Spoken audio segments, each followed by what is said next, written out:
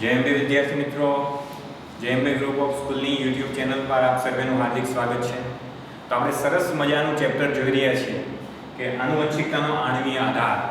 તો પ્રીવિયસ લેક્ચરની અંદર આપણે શું સ્ટડી કરેલા હતા તો કે જે મેથ્યુ મેલ્સન અને ફ્રેન્કલિન સ્ટાલ એ બંને વૈજ્ઞાનિકોએ ઇકોલાઈ બેક્ટેરિયા એટલે કે ઇશ્વેરિશિયા કોલાઈ બેક્ટેરિયાની ઉપર રિસર્ચ કર્યું અને એણે જણાવ્યું કે નવો બનતો જે ડીએનએ છે એટલે કે નવો નિર્માણ પામતો જે ડીએનએ છે એ અર્ધરૂઢિગત રીતે ડીએનએ નું સ્વયંજનન થાય છે। એટલે શું તો કે આપણે એવું સ્ટડી કરેલું હતું કે ધારો કે આ એક પ્રથમ ડીએનએ છે, બરાબર, પ્રથમ ઇકોલાઈ બેક્ટેરિયાનું ડીએનએ છે।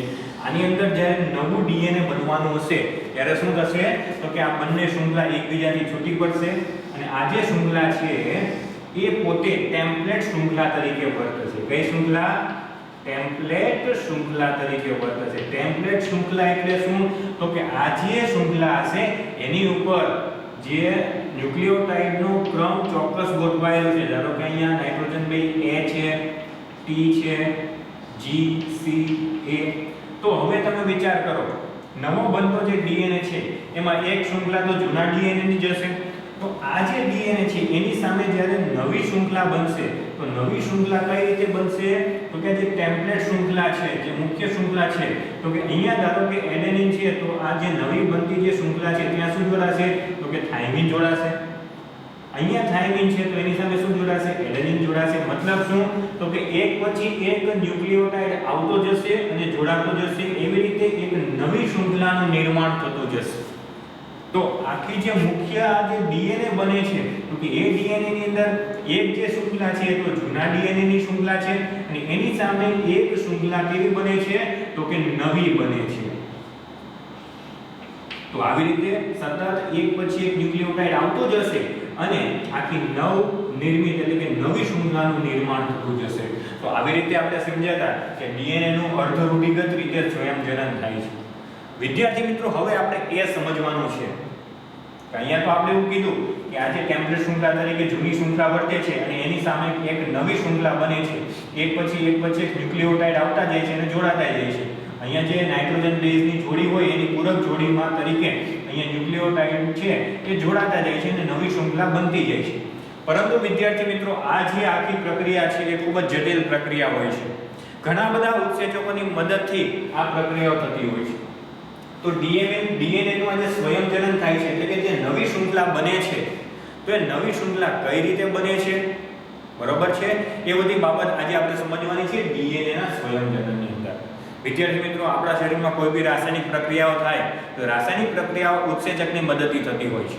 તો અહીંયા પણ જે ડીએનએ નું સ્વયંજનન છે એની અંદર જે ભાગ લેતા ઉત્સેચકો છે એમાંનો મુખ્ય એક ઉત્સેચક અહીંયા આપણને આપેલો છે કે ડીએનએ આધારિત ડીએનએ પોલિમરેઝ ઉત્સેચક। કયો છે વિદ્યાર્થી મિત્રો? ડીએનએ આધારિત ડીએનએ પોલિમરેઝ ઉત્સેચક। વિદ્યાર્થી મિત્રો, સૌપ્રથમ આપણે એ સ્ટડી કરીએ કે ઇકોલાઈ બેક્ટેરિયાની અંદર આપણે પ્રીવિયસ લેક્ચરની અંદર એવું સ્ટડી કરેલું હતું કે ઇકોલાઈ બેક્ટેરિયા છે એ પોતે 20 મિનિટમાં દ્વિગુણન થઈ જાય છે, એટલે કે 1 માંથી 2 થઈ જાય છે। 20 મિનિટમાં કોષ વિભાજન પામી જાય છે। તો કે કોઈ બી કોષમાં કોષ વિભાજન પામતા પહેલા એનું ડીએનએ નું સ્વયંજનન થતું હોય છે, બરોબર છે વિદ્યાર્થી મિત્રો? તો તમે વિચાર કરો કે ઇકોલાઈ બેક્ટેરિયાની અંદર આપણે આગળ જોયું હતું કે એની અંદર નાઇટ્રોજન બેઝની બેઝ પેર કેટલી હોય છે તો કે 4.6 × 10⁶ બેઝ પેર હોય છે। અને વિદ્યાર્થી મિત્રો, ઇકોલાઈ બેક્ટેરિયાની અંદર જે ડીએનએ નું સ્વયંજનન છે એ માત્ર 18 મિનિટની અંદર પૂર્ણ થઈ જાય છે। કેટલી મિનિટની અંદર પૂર્ણ થઈ જાય છે? 18 મિનિટમાં। તો કે આખો જે લાંબો ડીએનએ છે અને એ લાંબો ડીએનએ કેટલો લાંબો છે તો કે 6.6 × 10⁻⁴ બેઝ પેર છે અને એની સામે નવી બનતી જે શૃંખલા છે એ માત્ર ને માત્ર 18 મિનિટમાં બની જાય છે। કેટલી મિનિટમાં બની જાય છે? 18 મિનિટમાં। તો અહીંયા જે નવા ન્યુક્લિયોટાઇડ જોડાય છે એ જોડાવાનું કાર્ય કોના દ્વારા થાય છે તો કે ડીએનએ પોલિમરેઝ ઉત્સેચક દ્વારા થાય છે। ડીએનએ પોલિમરેઝ ઉત્સેચક છે એ ટેમ્પલેટ શૃંખલાની સામે એ જે પૂરક જે શૃંખલાના જે ન્યુક્લિયોટાઇડ હોય છે એટલે કે નાઇટ્રોજન બેઝ આધારિત નવા ન્યુક્લિયોટાઇડને જોડતા રહે છે, બરોબર છે? તો તમે વિચાર કરો, આ જે ડીએનએ પોલિમરેઝ ઉત્સેચક છે એ ઘણો સક્ષમ છે। એની કાર્યની દ્રષ્ટિએ કેવો છે? ઘણો સક્ષમ. કારણ કે એ જે ન્યુક્લિયોટાઇડનું બહુલીકરણ કરે છે. એટલે કે બહુલીકરણ એટલે શું? તો કે એક પછી એક ન્યુક્લિયોટાઇડને જોડતો જાય છે અને લાંબી શૃંખલાઓ બનાવતો જાય છે. બરાબર? તો ન્યુક્લિયોટાઇડ્સનું જે બહુલીકરણ થાય છે તેનો દર કેટલો છે? તો કે 2000 બેઝ પેર 2000 બેઝ પેર પર સેકન્ડ. એટલે કે આ જે ડીએનએ પોલિમરેઝ ઉત્સેચક છે એ કાર્યની બાબતે ખૂબ જ સક્ષમ હોય છે. એટલે કે 1 સેકન્ડની અંદર અહીંયા જે નાઇટ્રોજન બેઝ છે એની પૂરક નાઇટ્રોજન બેઝ એ 2000 નાઇટ્રોજન બેઝ જોડી દે છે. કેટલા નાઇટ્રોજન બેઝ જોડી દે છે? 2000 નાઇટ્રોજન બેઝ એની સામે જોડી દે છે અને નવી શૃંખલાનું નિર્માણ કરે. તો વિદ્યાર્થી મિત્રો, આ જે ડીએનએ પોલિમરેઝ ઉત્સેચક છે એની કાર્યની બાબતે ખૂબ જ સક્ષમ છે એવું કહેવાય. અને ખાસ ધ્યાન આપો વિદ્યાર્થી મિત્રો, અહીંયા જો ડીએનએ ની જે નવી શૃંખલા બને છે એની અંદર કોઈ પણ એક નાનો એવો પણ જો ફેરફાર થાય તો પણ આ ડીએનએ છે વિકૃત ડીએનએ બને. બરોબર? તો મોટા ભાગે આવું બનતું નથી. ક્યારેક રેર કેસમાં આવું બને, પરંતુ મોટા ભાગે તો સારો એવો ડીએનએ જ નિર્માણ પામે છે. મતલબ કે જે ડીએનએ પોલિમરેઝ ઉત્સેચક છે એના કાર્યની બાબતે ખૂબ જ સક્ષમ હોય છે અને એની સ્પીડ પણ ખૂબ જ વધારે છે. એટલે કે 2000 બેઝ પેર પર સેકન્ડ ની એની સ્પીડ છે. એટલે કે 2000 ન્યુક્લિયોટાઇડ એક સેકન્ડની અંદર જોડી દે છે. આ ખૂબ જ વધારે ઝડપથી કાર્ય કરતો આ ઉત્સેચક છે. ઓકે? અને આ ઉત્સેચક દ્વારા ડીએનએ નું સ્વયંજનન થાય છે. હવે વિદ્યાર્થી મિત્રો, આપણે સમજીએ કે ડીએનએ નું સ્વયંજનન કઈ રીતે થાય. તો કે ખાસ ધ્યાન આપજો વિદ્યાર્થી મિત્રો, ડીએનએ છે એ તો દ્વિશૃંખલીય બંધારણ છે. કેવું છે? દ્વિશૃંખલીય બંધારણ. તો ડીએનએ દ્વિશૃંખલીય આખું સરસ મજાનું જે બંધારણ છે. તો ડીએનએ છે કે કોઈ બી જગ્યાએથી એનું સ્વયંજનન થતું નથી. ડીએનએ ની અંદર ચોક્કસ એવું સ્થાન આવેલું હોય છે. ખાસ ધ્યાન આપજો વિદ્યાર્થી મિત્રો, ડીએનએ ની અંદર ચોક્કસ એવું સ્થાન આવેલું હોય છે જેને આપણે કહીએ છીએ ડીએનએ નું સ્વયંજનન ઉત્પત્તિ સ્થાન. જેને આપણે શું કહીએ છીએ વિદ્યાર્થી મિત્રો? સ્વયંજનન ઉત્પત્તિ સ્થાન. સ્વયંજનન ઉત્પત્તિ સ્થાન. અંગ્રેજીમાં કેવું હોય તો ઓરિજિન ઓફ રેપ્લિકેશન કહેવાય. શું કહેવાય? ઓરિજિન ઓફ રેપ્લિકેશન અથવા તો જે કહેવાય ઓરી, જે આપણે આગળના ચેપ્ટરોની અંદર ડિટેલિંગમાં સ્ટડી કરશું. તો આદિકોષ કેન્દ્રીય કોષ હોય કે સુકોષ કેન્દ્રીય કોષ હોય તો એની અંદર ચોક્કસ એવું ડીએનએ માં સ્થાન આવેલું હોય છે કે ત્યાંથી ડીએનએ સ્વયંજનનની શરૂઆત થાય. એટલે કે ત્યાંથી ડીએનએ ખુલવાનો શરૂ થશે. એટલે કે આ બંને શૃંખલા છે એકબીજાથી છૂટી પડશે. તો એ ચોક્કસ સ્થાન હોય છે એને શું કહેવાય છે? ડીએનએ નું સ્વયંજનનનું ઉત્પત્તિ સ્થાન. શું કહેવાય છે? સ્વયંજનન ઉત્પત્તિ સ્થાન. અથવા તો એવું કહેવાય કે ઓરિજિન ઓફ રેપ્લિકેશન. શું કહેવાય છે? Origin of replication. અને શોર્ટ ફોર્મમાં કેવું હોય તો એને કહેવાય ઓરી. ઓકે વિદ્યાર્થી મિત્રો, ખાસ ધ્યાન રાખજો. આ જે ઓરી છે, origin of replication, A DNA નું સ્વયંજનનનું ઉત્પત્તિ સ્થાન છે અને એ સ્થાનેથી ડીએનએ સ્વયંજનન થવાની શરૂઆત થશે. એટલે કે બે શૃંખલાઓ છે એ છૂટી પડશે. હવે વિદ્યાર્થી મિત્રો ખાસ ધ્યાન આપો. ધારો કે આ એક સ્થાન છે જેને આપણે ઓરી કહીએ છીએ અને એ સ્થાનેથી આ બંને શૃંખલાઓ છૂટી પડે છે અને એ પણ ઉત્સેચકોની મદદથી છૂટી પડશે. તમે વિચાર કરો, આ સ્થાનેથી બંને શૃંખલાઓ છૂટી પડે છે તો હવે આકાર કેની જેવો થશે? તો કે આ જે બંને શૃંખલાઓ એકબીજાથી છૂટી પડે છે તો હવે આપણને કેવી દેખાશે? તો કે એક ચીપિયા જેવી દેખાશે. કેવી દેખાશે? ચીપિયા જેવી. જેમ જેમ આગળ વધતી જશે એમાં શૃંખલાઓ છે એકબીજાથી છૂટી પડતી જશે અને તૂટતી જતી હશે. બરોબર? તો આપણને કેવી દેખાશે? એક ચીપિયા જેવી દેખાશે. તો આ જે ચીપીઓ છે એને કહેવાય છે સ્વયંજનન ચીપીઓ. શું કહેવાય છે વિદ્યાર્થી મિત્રો? સ્વયંજનન ચીપીઓ. હવે ધ્યાન આપો. અહીંયા એક તમને સમજવા માટે આ સ્વયંજનન ચીપીઓ ડ્રો કરી દીધો છે. એટલે કે જ્યાંથી આખો ડીએનએ ની શૃંખલા ખુલે છે અને હવે એ ચીપિયા જેવું દેખાતું જાય છે. બરોબર? તો અહીંયા તમને શું દર્શાવ્યું છે? સ્વયંજનન ચીપીઓ બતાવેલ છે. બરોબર? તો કે આ બંને શૃંખલાઓ એ ખુલતી જાય છે. આ ટેમ્પલેટ શૃંખલાઓ છે જે મુખ્ય ડીએનએ ની શૃંખલાઓ છે એ શૃંખલાઓ શું થશે? એકબીજાથી છૂટી પડતી જાય છે અને ખુલતી જાય છે. ઓકે વિદ્યાર્થી મિત્રો, હવે ધ્યાન આપો. ડીએનએ છે, ડીએનએ તો કે આપણને ખબર છે કે બે શૃંખલાનો બનેલો હોય અને બંને પરસ્પર વિરુદ્ધ શૃંખલાઓ જોડાયેલી હોય. એટલે કે આ પહેલી શૃંખલા છે તો એનો 5 ડેશ નો છેડો આ તરફ હશે અને 3 ડેશ નો છેડો આ તરફ હશે. અને બીજી શૃંખલા છે એનો 3 ડેશ તરફનો છેડો અહીંયા હશે, એટલે કે 5 ડેશ ની સામે હશે, એટલે કે એકબીજાની પરસ્પર વિરુદ્ધ જોડાયેલી. ખાસ યાદ રાખો વિદ્યાર્થી મિત્રો, નવો બનતો ડીએનએ હંમેશા ને હંમેશા 5 ડેશ થી 3 ડેશ ની દિશામાં બનશે. કઈ દિશામાં બનશે? 5 ડેશ થી 3 ડેશ ની દિશામાં બનશે. તો તમે વિદ્યાર્થી મિત્રો જુઓ કે જૂની શૃંખલા છે જે ટેમ્પલેટ શૃંખલા છે તો 3 ડેશ તરફનો છેડો અહીંયા છે. તો નવો બનતો જે ડીએનએ છે તો કે એની સામે અહીંયા 5 ડેશ તરફનો છેડો આસાનીથી આવી શકે, કારણ કે હંમેશા આપણને ખબર છે ડીએનએ ની બંને શૃંખલા છે એકબીજાથી કેવી છે તો કે વિરુદ્ધ ગોઠવાયેલી હોય. તો અહીંયા તો ટેમ્પલેટ શૃંખલાનો 3 ડેશ તરફનો છેડો છે, તો ઓટોમેટિકલી અહીંયા જે છે તો નવી બનતી જે શૃંખલા છે, નવનિર્મિત શૃંખલા છે એનો 5 ડેશ તરફનો છેડો બનશે. અને હંમેશા આપણે શું જોયું કે નવો બનતો ડીએનએ હંમેશા કઈ રીતે બને તો કે 5 ડેશ થી 3 ડેશ ની દિશામાં બને. તો અહીંયા શું થશે તો કે સૌપ્રથમ જે ડીએનએ પોલિમરેઝ ઉત્સેચક જોડાશે. હવે ખાસ ધ્યાન આપો વિદ્યાર્થી મિત્રો, અહીંયા શું થશે તો કે કોષની અંદર રહેલા જે ન્યુક્લિયોટાઇડ છે એ આવતા જશે અને જોડાતા જશે.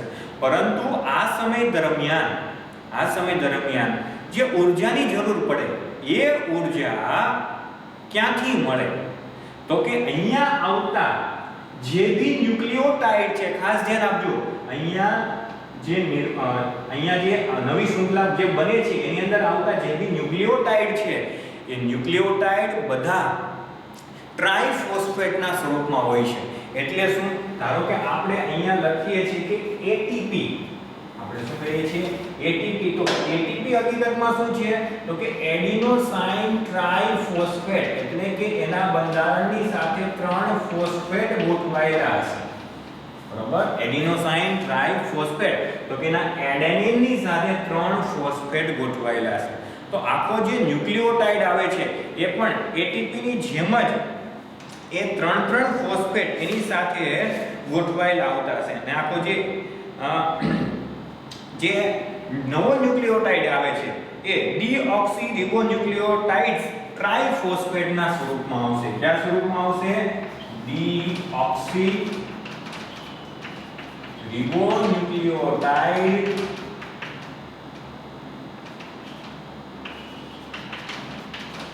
ટ્રાઇફોસ્ફેટના સ્વરૂપમાં આવશે. વિદ્યાર્થી મિત્રો ખાસ ધ્યાન રાખો, આપણે જે એટીપી ભણીએ છીએ એટલે કે એટીપી પણ શું છે? એડિનોસાઇન ટ્રાઇફોસ્ફેટ જ છે.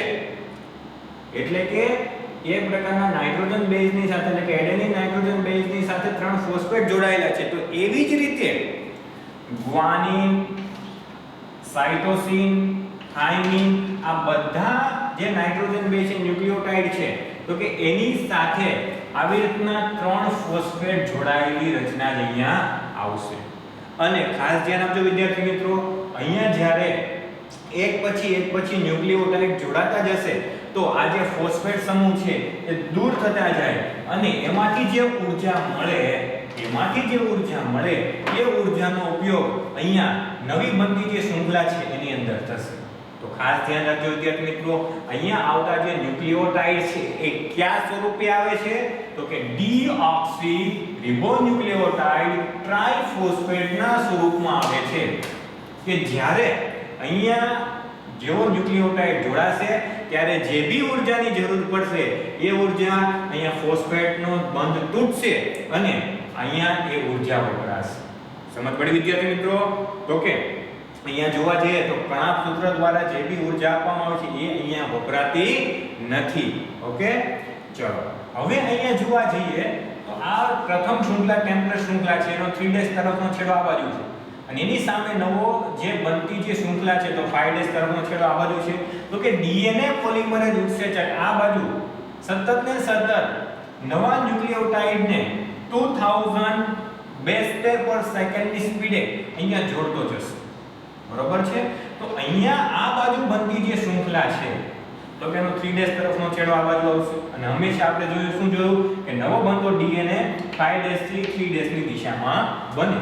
તો આ જે નવનિર્મિત જે શૃંખલા છે એ શૃંખલાનું સતત સંશ્લેષણ થાય છે. કેવું સંશ્લેષણ થાય છે? સતત સંશ્લેષણ થાય છે એવું આપણે કહેવાય. પરંતુ સામેની બાજુ આપણે જોઈએ અહીંયા જે ટેમ્પલેટ શૃંખલા છે તો કે અહીંયા તો 5' તરફનો છેડો હોય છે અને આપણે એવું કહીએ છીએ કે નવો બનતો ડીએનએ હંમેશા 5' થી 3' ની દિશામાં બને, પરંતુ આની સામે તો હંમેશા 3' તરફનો છેડો આવે. તો 5' તરફનો છેડો તો આ બાજુ હશે. તો વિદ્યાર્થી મિત્રો અહીંયા શું થશે તો કે અસતત સંશ્લેષણ થશે. શું થશે? અસતત સંશ્લેષણ થશે. એટલે કે થોડીક 5' નો જેમ જેમ ખુલતું જશે એમ થોડીક જે ન્યુક્લિયોટાઇડ જોડાશે, ફરીથી જે થોડુંક ખુલશે કે તરત ફરીથી થોડાક ન્યુક્લિયોટાઇડ જોડાશે. તો આ બાજુ તમે જોવા જાઓ તો 5' થી 3' ની દિશામાં જ બને છે, પરંતુ કેવું બને છે? તૂટક તૂટક બને છે. કેવું બને છે? તૂટક તૂટક બને છે. તો આ પ્રકારનું જે સંશ્લેષણ છે એને આપણે અસતત સંશ્લેષણ કહીએ છીએ. શું કહે છે વિદ્યાર્થી મિત્રો? અસતત સંશ્લેષણ. અને ખાસ ધ્યાન આપો, આ જે ટુકડાઓ બને છે આ ટુકડાઓને કહેવાય ઓકાઝાકી ટુકડાઓ. શું કહેવાય છે? ઓકાઝાકી ટુકડાઓ. તો આ જે ડીએનએ ની અસતત શૃંખલા બને છે તો કે એ તો ટુકડાઓ સ્વરૂપે બને છે, વચ્ચે વચ્ચે ખાલી જગ્યાઓ હોય છે. ખાસ ધ્યાન રાખો વિદ્યાર્થી મિત્રો, આ જે ખાલી જગ્યાઓને જોડવાનું કાર્ય એટલે કે આ જે ઓકાઝાકી ટુકડાઓ છે એને જોડવાનું કાર્ય કોણ કરે છે? તો કે હજુ એક વધારે ઉત્સેચક ડીએનએ લાઇગેઝ. કયું ઉત્સેચક? ડીએનએ લાઇગેઝ નામનો ઉત્સેચક આ ઓકાઝાકી ટુકડાઓને જોડી દે છે અને આખી શૃંખલાનું નિર્માણ થઈ જાય છે. તો વિદ્યાર્થી મિત્રો તમે જોઈ શકો છો કે મુખ્ય જે શૃંખલા હતી એ છૂટી પડતી જાય છે અને ડીએનએ સ્વયંજનનનો ચીપિયો બનાવે છે અને એ જે ટેમ્પલેટ શૃંખલા તરીકે બને શૃંખલા વર્તે છે. તો એની ઉપર નવનિર્મિત શૃંખલાઓ બે પ્રકારે બને છે. એક સતત સંશ્લેષણ થાય અને બીજું અસતત સંશ્લેષણ થાય. ઓકે વિદ્યાર્થી મિત્રો, તો આજે આપણે શું જોયું તો કે ડીએનએ નું સ્વયંજનન કેવી રીતે થાય છે, એની માટે કયા કયા ઉત્સેચકો ઉપયોગમાં લેવાય છે, જેમ કે ડીએનએ પોલિમરેઝ ઉત્સેચક અને ડીએનએ લાઇગેઝ. જો કે ઘણા બધા ઉત્સેચકો હોય છે જે તમે નીટની અંદર વધારે ડિટેલિંગમાં સમજશો, પરંતુ અત્યારે માત્ર આટલું યાદ રાખો કે ડીએનએ સ્વયંજનન જે ચીપિયો છે એ કઈ રીતે બને અને એની ઉપર સતત સંશ્લેષણ અને અસતત સંશ્લેષણ કેવી રીતે થાય એ બાબતો ધ્યાનમાં રાખવાની છે. બરોબર છે વિદ્યાર્થી મિત્રો? હવે આપણે બધા જાણીએ છીએ કે સુકોષ કેન્દ્રીય કોષ હોય તો કે કોષ ચક્ર ચાલતું હોય તો ના S તબક્કા દરમિયાન ડીએનએ નું સ્વયંજનન થતું હોય છે. બરોબર છે? અને ડીએનએ ના સ્વયંજનન થઈ ગયા પછી જો કોષ રસનું વિભાજન ન થાય તો એના જે કોષની અંદર ડીએનએ ની આપણે જોઈએ છે કે પોલીપ્લોઇડી સ્થિતિ સર્જાય. ડીએનએ ની કેવી સ્થિતિ સર્જાય? પોલીપ્લોઇડી સ્થિતિ. એટલે કે એની અંદર ધારો કે 2n ડીએનએ હતા તો હવે સ્વયંજનન પછી 4n થઈ જાય, એટલે કે દ્વિગુણન થઈ જાય. આવું આપણે મોટાભાગે વનસ્પતિમાં જોવા મળે છે, જેની ચર્ચા આપણે આગળના જે ચેપ્ટર હતું એની અંદર આપણે કરી હતી કે ડીએનએ ની અંદર જો પોલીપ્લોઇડી સ્થિતિ હોય તો કેવું જોવા મળે. ઓકે વિદ્યાર્થી મિત્રો, તો અહીંયા ડીએનએ જે સ્વયંજનન કેવી રીતે થાય છે એની અંદર ડીએનએ પોલિમરેઝ ઉત્સેચકને ખાસ યાદ રાખવાનો છે. બીજું કે જે સ્વયંજનન ચીપિયો કઈ રીતે બને છે તો કે સ્વયંજનનનું ઉત્પત્તિ સ્થાન એટલે કે ઓરિજિન ઓફ રેપ્લિકેશન ત્યાંથી જ્યારે ખુલવાનું શરૂ થાય તો એનો આકાર ચીપિયા જેવો દેખાય છે અને આપણે સ્વયંજનન ચીપિયો કીધું. અને એની અંદર બે પ્રકારે શૃંખલાનું નિર્માણ થાય, સતત સંશ્લેષણ અને અસતત સંશ્લેષણ. અને નવો બનતો ડીએનએ હંમેશા 5' થી 3' ની દિશામાં જ બનશે. એટલા માટે એક બાજુ સતત સંશ્લેષણ થશે ને એક બાજુ ટુકડાઓ બનશે. તો કે આ જે ઓકાઝાકી ટુકડાઓ છે ને જોડવાનું કાર્ય કોણ કરે તો કે ડીએનએ લાઇગેઝ નામનો ઉત્સેચક. ઓકે વિદ્યાર્થી મિત્રો, આજ માટે આટલું રાખીએ. હવે પછી આપણે જે પ્રત્યાંકનની પ્રક્રિયાઓ છે એના વિશે આપણે આગળ સ્ટડી કરીશું. જય અંબે.